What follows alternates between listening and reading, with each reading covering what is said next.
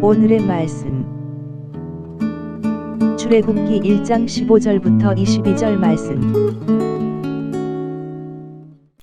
하나님 아버지 화요일 하심도 주님의 은혜를 사모함으로 주님 앞에 나갑니다. 이 시간에도 우리 모두에게 말씀을 통해 하나님의 음성을 들려주옵소서. 예수님의 이름으로 기도하옵나이다. 아멘. 할렐루야. 성교의 성도 여러분, 오늘도 하나님의 은혜와 평강이 가득한 하루가 되시길 축복합니다. 오늘 우리에게 주시는 하나님의 말씀은 출애굽기 1장 15절에서 22절 말씀입니다. 애굽 왕은 억누르고 억압해도 번성하는 이스라엘 민족들에 대해 근심하며 또 다른 방법을 생각합니다. 고민한 끝에 히브리 산파들을 불러 끔찍한 명령을 내립니다. 힘을 가진 자가 오히려 근심하고 불안해하는 모습입니다. 오늘 본문에서 우리는 두 가지 두려움을 볼 수 있습니다. 하나님의 백성을 향한 바로의 두려움과 하나님에 대한 산파들의 두려움이 그것입니다. 애굽 왕은 시브라와 부하라고 하는 히브리 산파들에게 명합니다.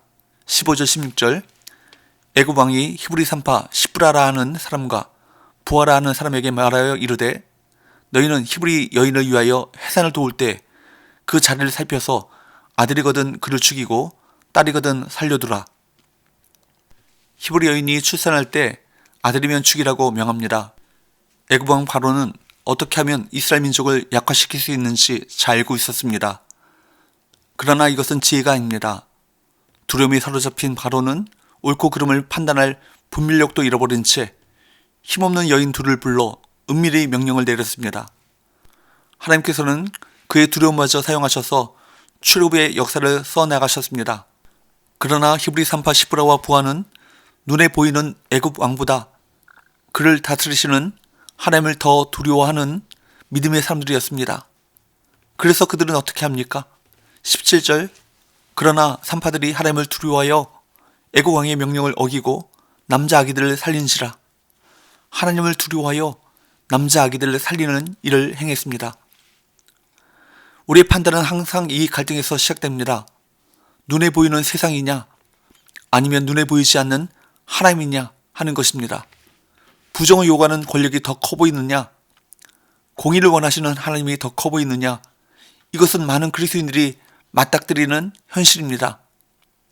그리스도인들이 갖는 두려움은 세상 사람들이 갖는 두려움과 달라야 합니다.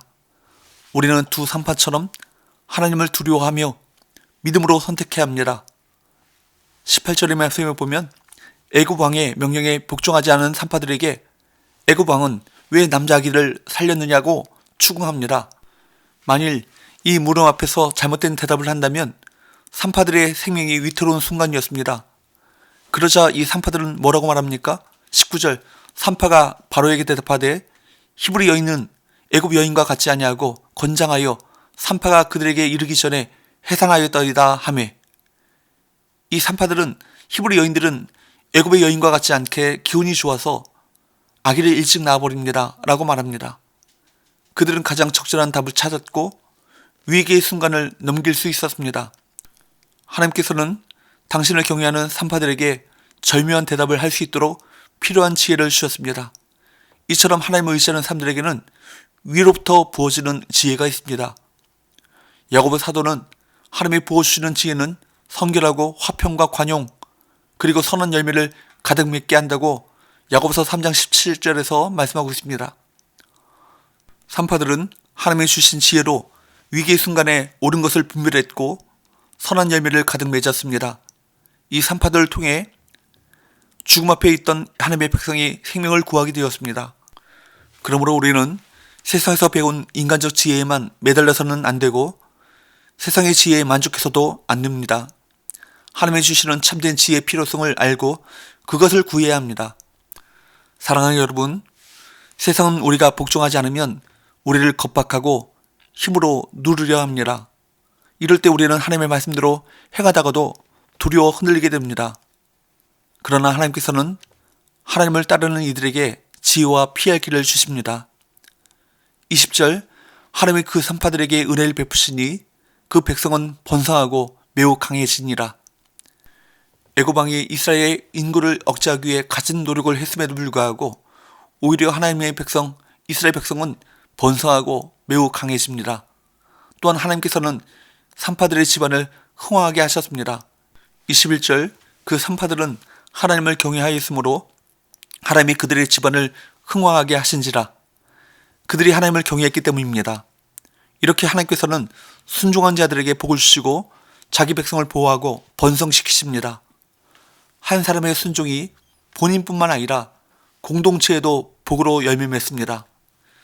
세상에 대한 두려움은 죄로 이어지지만 하나님을 향한 두려움은 복으로 이어집니다. 바로는 이제 물불을 가리지 않습니다. 이전에 히브리 산파 2명만 불러 비공식적으로 명령을 내린 모습에서 더 나아갑니다. 22절 그러므로 바로가 그의 모든 백성에게 명령하여 이르되 아들이 태어나거든 너희는 그를 나일강에 던지고 딸이거든 살려두라 하였더라.